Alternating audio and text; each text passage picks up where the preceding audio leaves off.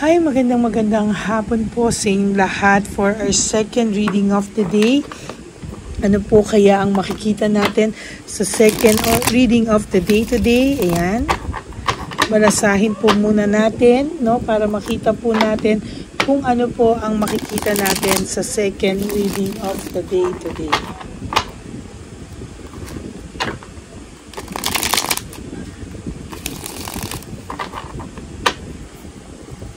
Pili po tayo ng 10.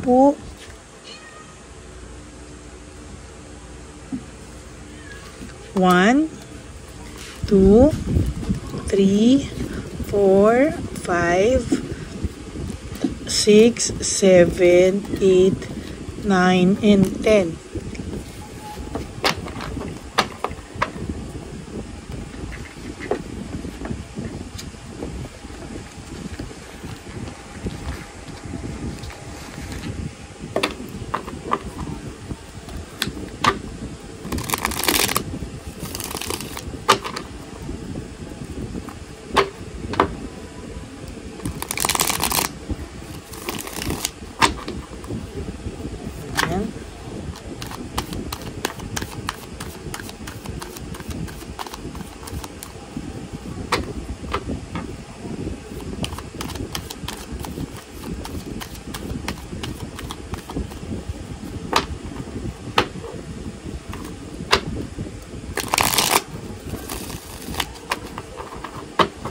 Pili po tayo naman ng 10 dito. 1, 2, 3, 4, 5, 6, 7, 8, 9, and 10.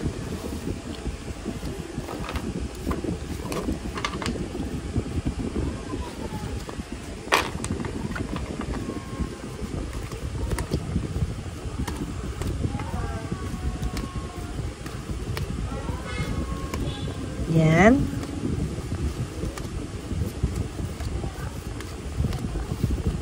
Okay. Self-victimization and entrapment. Siya po ang gumawa ng sarili niyang ikakapahamak. Siya po ang gumawa ng sarili niyang ikakapahamak. Yan po ang ating magiging title, na kung di lang po dahil sa kanya, siya din po ang gumawa ng sarili niyang ikakapahamak. Nagpaka-selfish po siya. Yan. Nagpaka-selfish po siya.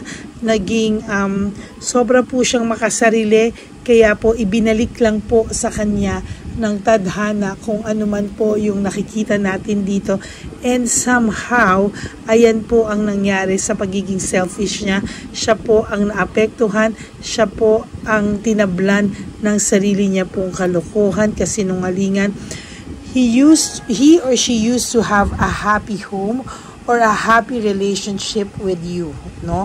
Kaso po, siya din po ang sumira nito, at sa totoo lang po, siya rin po ang may kagagawan nito.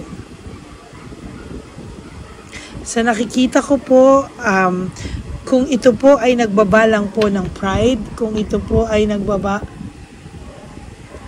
ng ego, sa nakikita ko po ay okay na po sana, no? Mapapatawad mo pa po sana ito. Pero as long as hindi po siya gumagawa ng nagpapababa ng pride, hindi niya po inaayos yung sarili niya, yung pride niya, yung ego niya, wala pong mangyayari sa inyo. At kung patuloy ka po nitong sasaktan, lalo lang po siyang magkakanda, hirap-hirap. Oh my God, lumabas po ang The Tower sa kanya. This is the worst card in tarot card reading, no? Disaster, broken pride, shattered dreams. Sa totoo lang po, sa lahat po ngayon ay ayan, no? Siya po ang naging malungkot sa lahat po ng ginagawa na ito, no? Somehow, ito po ay yung disaster po nangyari sa kanya, sunod-sunod na karma, sunod-sunod na kamalasan. Siya po lahat ang may kasalanan, no?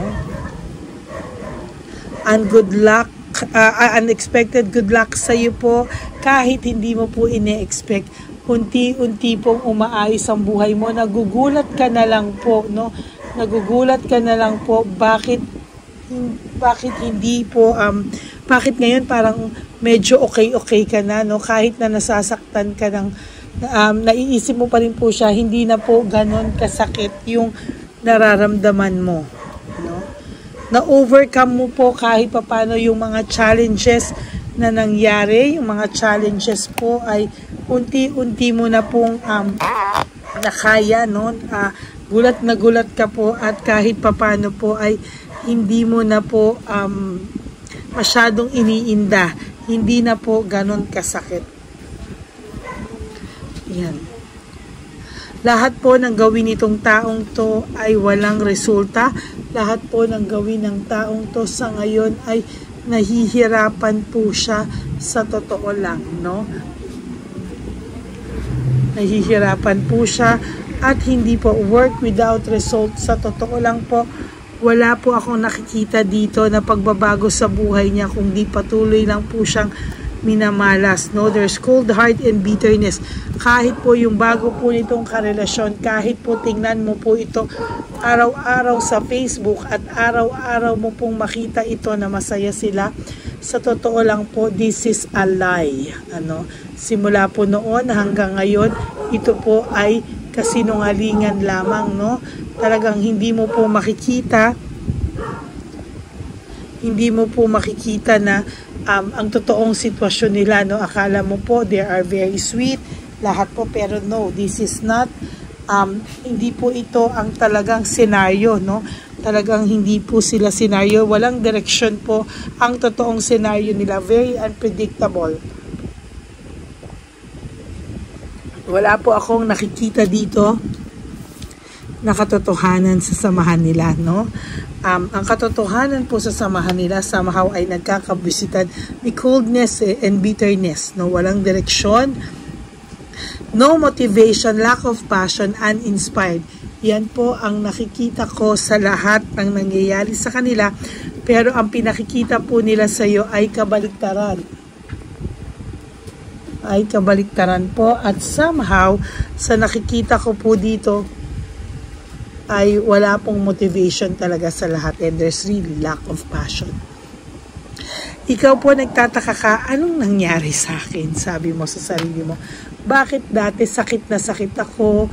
Bakit dati kala ko mamamatay na ako, mabubuwang na ako? Bakit ngayon gumagaan ang pakiramdam ko? No? Ang pakiramdam mo po ay gumagaan ang pakiramdam mo because sa totoo lang po gumagaan yung aura mo, no? Gumagaan po yung aura mo, and somehow sa nakikita ko po ngayon sa'yo, talagang umaayos na po yung aura mo, whether you like it or not. Nakaka-move on ka na po. Time heals all wounds. Gumagaan po ang aura mo, and somehow nagugulat ka na nakaka-survive ka na kahit wala na po ang person mo. Yan, no? Medyo sumasaya-saya ka na po, or nagugulat ka na lang na, uy, okay na pala ako kahit papano, kahit minsan, or most of the time naiisip mo siya, pero somehow hindi ka na ganon ka apektado, no? I mean, kung apektado ka pa rin naman, pero hindi na po yung talagang parang walang pakialam, no? So nakikita ko ngayon po ay may pakialam ka na po ngayon sa sarili mo kahit papano, no? Sila po ay, panay sex life lang po sila, yan lang ang nagbaband sa kanila, pero wala po, no? Wala na po talaga akong nakikita more than anything, no? Yan lang po ang nakikita ko, sa totoo lang. Wala po silang deep connection, Yun lang po yung nakita ko sa kanila. There will come a time na makikita nyo po na mai-insecure sa'yo yung person mo. Why? Pag nakita niya po na naka-move on ka na, pag nakita niya na po na okay ka na, then you will realize and he will realize na siya po ang talo at hindi ikaw, no? Siya po ang talo at hindi po totoong ikaw ang talo dito. There's rewards and fruit of labor.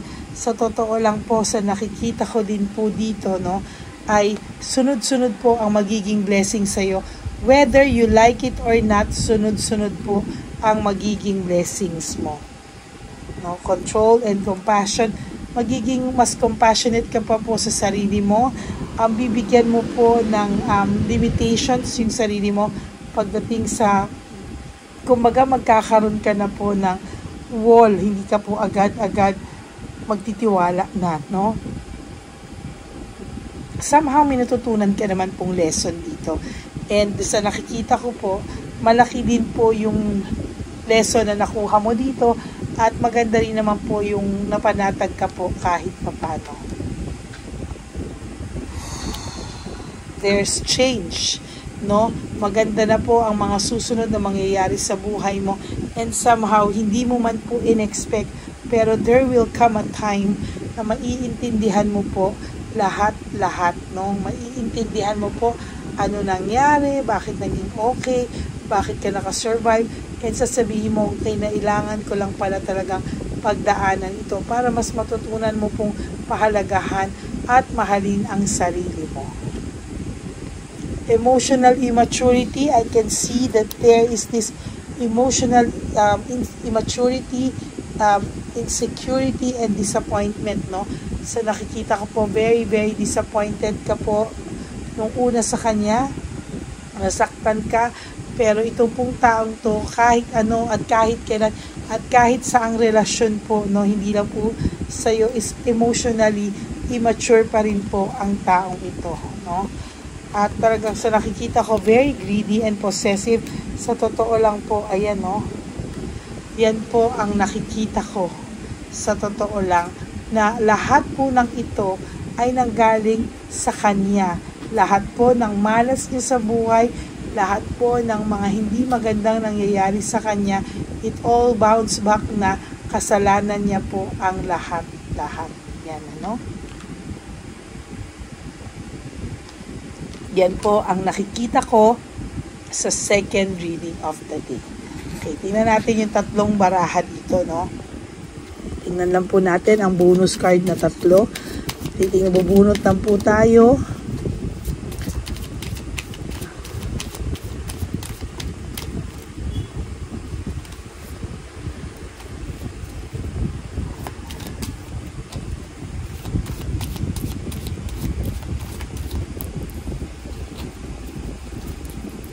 And last,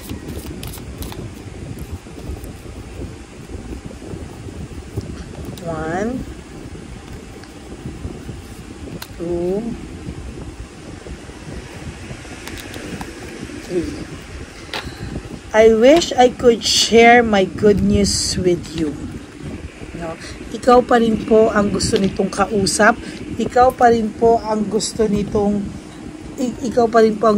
kausap. Ikaw pa rin po ang gusto nitong binabalitaan kung may magandang nangyayari sa kanya. Parang hindi po sila nagko-communicate well nung kanyang person ngayon. Parang sa tingin niya po somehow is lack of communication sila. There is no such deep connection po sa kanilang dalawa.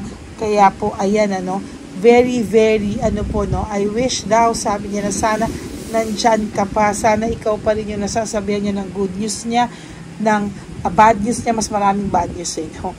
Kesa sa ikaw pa rin po ang naiisip nito, good or bad ang nangyayari sa kanya, still, yung connection niya po sa'yo ang naiisip pa rin po niya. I hope that you can forgive me one day. Ayan ang nabunot natin. Umaasa po talaga ang taong to na sana isang araw po ay mapatawad mo siya, mag-cross ulit ang inyong landas, and somehow mapatawad mo po siya ng bonggang-bongga, no? Yung talagang magsisimula kayo na wala ng galit sa puso nyo, sa isipan nyo, at talagang magkakapatawaran kayo at magmimit po ang inyong isip at puso at kayo ay magkakapatawaran. Ayan, no, it's time for me to heal. Now, gusto po nito na mag-heal kayo both, no? Pareho kayong mag-heal para po, ayan, no, para po dumating kayo sa araw na magkapatawaran kayo. Yan. So, that's it for your second reading of the day. For those of you na naka-resonate, can you please give me a like and comment down below po at ayan, o, dyan nyo po sabihin yung mga gusto nyong sabihin sa comment section natin para po makita ko po ang inyong mga energies. Okay? Maraming salamat po sa inyong lahat, and I hope and naka-resonate po kayo. And for those of you who would like to give me a super thanks, I would really appreciate and love that from the bottom of my heart. Please, no skipping of ads lang po. Tulong nyo na po yan sa ating channel. And of course, sa nakikita ko po dito, ay marami po ang nangangailangan talaga ng aking payo, no? Sabi ko nga po sa inyo is, kung gusto nyo pong magpa-private reading sa akin, you can message me po at Ladyly Elena, that's L-A-D-Y-L-Y Elena. Nasa dulo po yan ng ating video, yung details, you can message me there po, no? And sana po ay naka-resonate kayo, nakatulong po ako sa inyo sa araw na ito. And to all my ever loyal and solid Lady Elena friends, family, and subscribers, I love you all from the bottom of my heart. At nagpapasalamat po ako sa inyo kahit nagsusulputan po ang sangkaterbang mga tarot card readers dito sa YouTube, ay ako po ay hinahanap nyo pa rin ang aking channel at patuloy nyo pong sinusuportahan. Maraming salamat po sa inyo. At ang commitment ko po sa inyo, kahit nasang lupalo po ako ng daigdig, may sakit o wala, malakas pa sa kabayo, ay bibigyan ko po kayo ng reading of the day. Ayan. And of course, ang aking lagi pong payo sa inyo is that life is so short, don't make it shorter by stressing yourself from all the pains and heartaches na binigay sa inyo ng kahapon. Just surrender everything to the divine universe and just let go and let God write your life and love story. I will be back for another set of reading for your third and final set, no, mamayang gabi po. Okay? Maraming salamat po, and God bless you all. I love you all. Bye!